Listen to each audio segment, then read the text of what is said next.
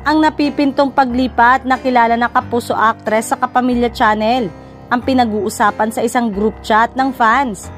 Karamihan sa fans na ito ay supporters ng mga programa sa GMA7, kaya nalulungkot sila kung matutuloy ang paglipat ng aktres.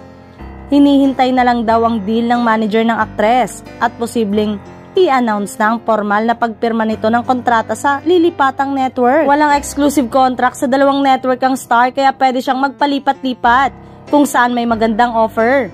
Nagustuhan daw nila ang inilatag ng mga programang gagawin nito sa Kapamilya Channel.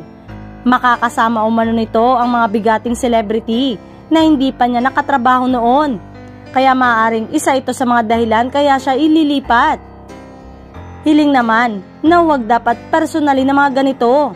Iniintindi ang mga lipatan na may dahilan na sana higit pa sa pansarili. Unang kumalat ang balita ng naispatan nito na kasama ang mga kapamilya executive. May bagong kapamilya, malapit nyo nang makilala. Naghinala ang netizen na baka lumipat na ito ng tuluyan. Dahil sa rami ng mga bagong TV shows na abangan natin, marami na rin mga bagong mukhang ilulunsad. Ang bongga nga ng Star Magic na ang daming promising new faces ang ipapakilala. Samantalang, hindi na bago ang rigodo ng mga artista sa mga TV network. Lalo na simula nang magkaroon ng partnership ang ABS-CBN at GMA Network.